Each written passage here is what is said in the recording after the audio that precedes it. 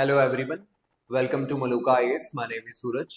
तो आज हम जानेंगे मुद्दा स्कैम के बारे में और इससे रिलेटेड न्यूज़ के बारे में। तो चलिए शुरू करते हैं आज का video. First of all, Malluka IAS आपके लिए लाया है test series 2025 with mentorship program. Total 64 test हैं, जिसमें 34 प्रीलिम्स और 30 मेंस के होंगे।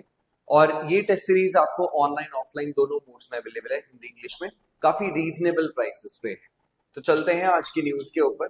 सो फर्स्ट, मुद्दा स्कैम। अब ये मुद्दा स्कैम क्या है? मुद्दा केस बेसिकली, तो this is basically MUDA। So this is माइसूरू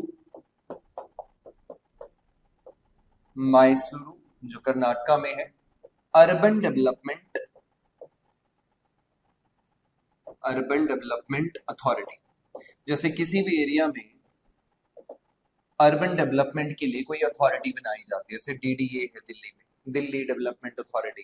तो ऐसे में इस अथॉरिटी का काम होता है आसपास में, ठीक है, रेजिडेंशियल बिल्डिंग्स बनाना, उनमें फैसिलिटीज प्रोवाइड करवाना, या जो भी डेवलपमेंट प्लान है उसको इम्प्लीमेंट करवाना।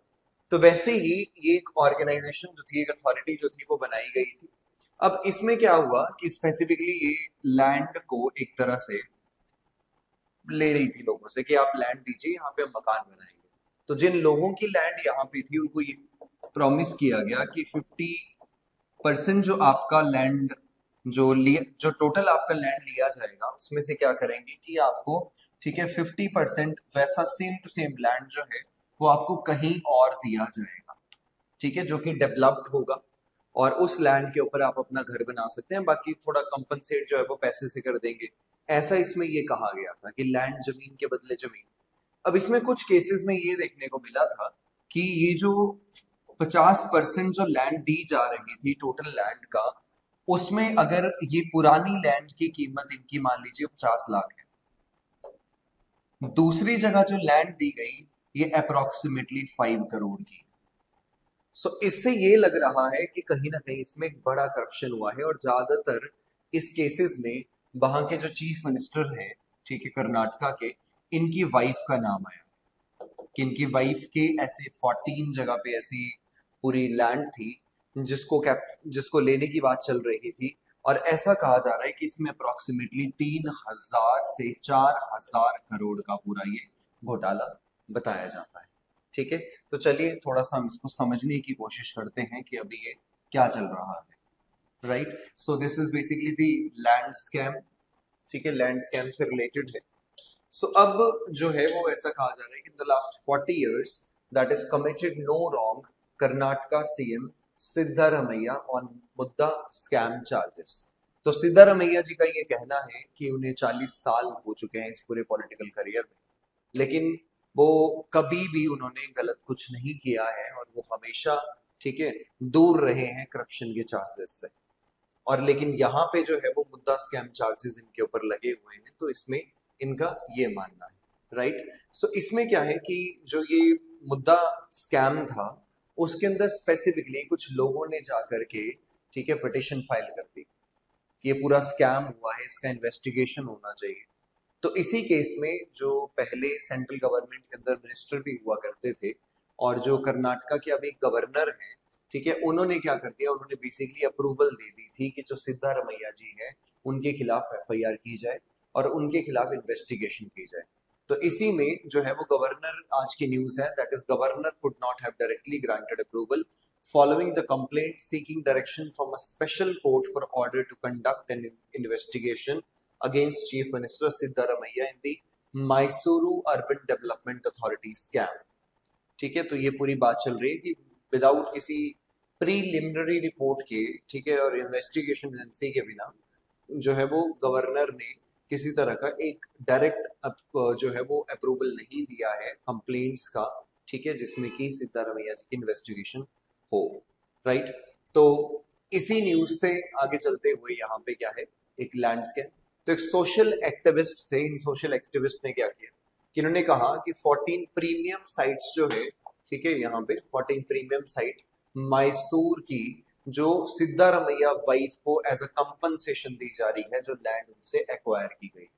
अब ऐसा भी कहते हैं कि जो एक्वायर्ड लैंड है, इस लैंड को, ठीक है, सिद्धारमैया जी ये जो वाइफ है, ठीक है, पार्वती, उनके भाई ने इनको एज अ गिफ्ट की फॉर्म में दी थी। और गिफ्ट की फॉर्म में इसको 2005 के अंदर दिया गया था। और उससे पहले भी अगर माना जाता है कि ये जो लैंड पहले उनके भाई के पास थी, ठीक है, उनका नाम है दैट इज मल्लिकार्जुना, तो इनको ये लैंड किसी और पार्टी से मिली थी। तो ऐसे ये पूरा ट्रांसफर हुआ है। लेकिन मेन जो मुद्दा स्कैम माना जा रहा है कि जो एक्वायर्ड लैंड है, उस लैंड के बदले में ऐसे 14 प्रीमियम प्रीमियम लैंड जो है वो दी जा रही है, साइट्स दी जा रही है मैसूरू की, जिनकी एक्वायर्ड लैंड से वैल्यू बहुत ज्यादा है, जिसको स्कैम माना जा रहा है, राइट। सो इसमें जो एक्टिविस्ट हैं उनका ये कहना है कि मल्लिकार्जुन ने भी इलीगली एक्वायर करी थी लैंड 2004 में, किसी और की लैंड को इसने इलीगली एक्यूपाई कर लिया था। और जिसमें कि उसने फॉर्जरी करी थी बेसिकली डॉक्यूमेंट्स के अंदर, और डॉक्यूमेंट्स में कुछ चेंजेस करवाए थे जिस वजह से इस लैंड को भी उसने अपना बनाया। तो 2014 में, ठीक है, सिद्धारमैया का जो टेन्योर है चीफ मिनिस्टर ऑफ कर्नाटका, ठीक है, उसमें his wife Parvati applied for the compensation for this land under the मुद्दा मुद्दा 50:50 स्कीम बेसिकली, जिसमें 50% लैंड जो है वो डेवलप्ड लैंड प्रोवाइड की जाएगी, और बाकी जो है वो लेस अंडर डेवलप्ड लैंड जो है वो एक्वायर की जाएगी इसके बदले में। तो उसमें कर्नाटका के जो गवर्नर हैं that is the Thawar Chand Gehlot, तो इन्होंने अप्रूव किया था प्रोसिक्यूशन ऑफ सिद्धारमैया जी का by the Lokayukta based on petition from the activist, ठीक है। तो ये एक्टिविस्ट के नाम है that is TJ Abraham, Pradeep Kumar, और यहाँ पे हैं दूसरे कृष्णा। तो इन्होंने पिटिशन फाइल की थी, और इसी बेसिस पे क्या किया गया कि ऑर्डर किया गया सिद्धारमैया के थ्रू, राइट। तो स्कैम जो है वो बताया जाता है कि 4000 करोड़ रुपीस के आसपास का है। और ये एक तरह से इसमें इरेगुलरिटीज काफी ज्यादा अलॉटमेंट कॉम्पनसेटरी साइट्स के फॉर्म में बताई गई है।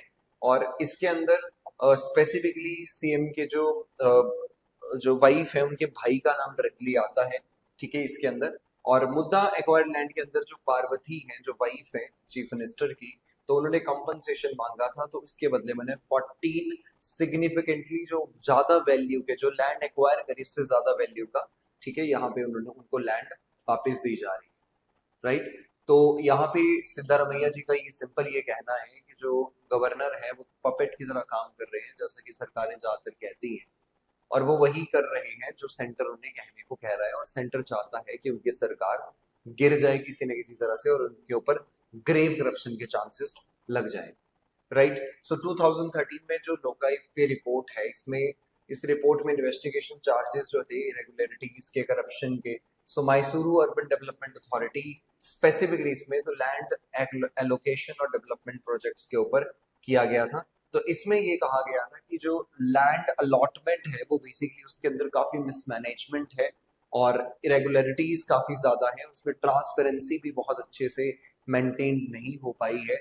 और इसके साथ में जो फॉलो अप है मुद्दा स्कैम का, ठीक है, वो भी पूरी तरह से जो इम्प्लीमेंटेशन जो है वो रिकमेंडेड रिफॉर्म्स का फर्दर वो नहीं सॉल्व हुआ है, राइट। तो अभी तक वो कंटिन्यूसली वो रेगुलरिटीज इसके अंदर चल रही है, इनएडिक्वेट एक्शन उसके बाद इस रिपोर्ट पे कुछ लिया नहीं गया, क्योंकि अगर करप्शन के चार्जेस थे तो कम से कम कुछ ना कुछ सही डायरेक्शन में एक्शन होना चाहिए था, लेकिन वो हुआ नहीं, सिस्टमैटिक इश्यूज है।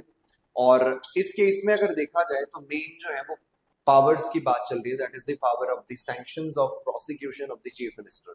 अब चीफ मिनिस्टर अगर आप देखते हो तो chief minister is the head of the government of the state, और दूसरी साइड जो गवर्नर होते हैं वो basically head, constitutional head of the state होते हैं। अब है तो वो एक तरह से जो गवर्नर है he is appointed by the president, ठीक है, उनको अपॉइंट किया जाता है, और बिना किसी नोटिस के, बिना किसी कारण बताए उनको निकाला भी जा सकता है।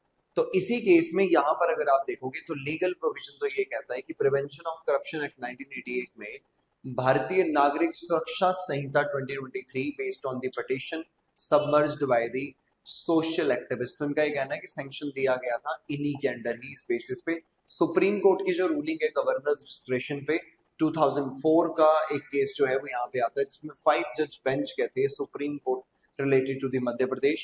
The top court held that if the governor did not use their discretion based on facts and circumstances, it would lead to complete breakdown of the rule of law. यानी कि जो डिस्क्रिशन है गवर्नर का वो basically कुछ facts पे based होना चाहिए, सर्कमस्टांसेस पे बेस्ड होना चाहिए, तो उस चीज को लेकर के आते हैं।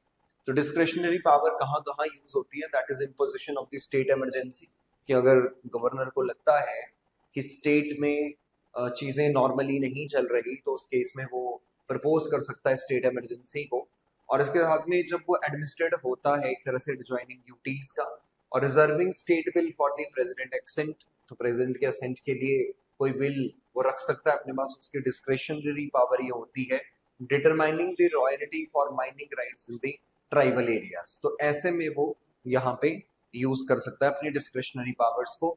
अदर इंस्टेंसेस देखें तो गवर्नर जो है वो बेसिकली मूव हुए हैं सीएम के अगेंस्ट, तो क्वेश्चन ऑफ गवर्नर्स डिस्क्रेशन, ठीक है, कि ये जो गवर्नर का डिस्क्रिशन है सीएम को प्रोसिक्यूट करना, ये अकेले गवर्नर ले सकते हैं या फिर वो काउंसिल ऑफ मिनिस्टर को भी एक बार पूछेंगे इस केसेस में, राइट। तो केस ऑफ महाराष्ट्र में the question concerning that prosecution of former Maharashtra CM AR Antule resulted in a judgment by two-member Supreme Court bench in 1980 that held in favor of the governor's discretion। तो यहाँ पे governor के discretion पे favour हुआ है, right.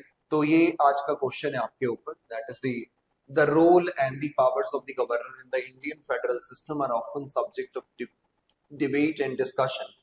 Critically analyze the constitutional powers and functions of the governor, including their impact on the governance of the states, discuss challenges associated with the exercise of these powers, and suggest measures that the governor's role is effectively balanced within the federal structure of India.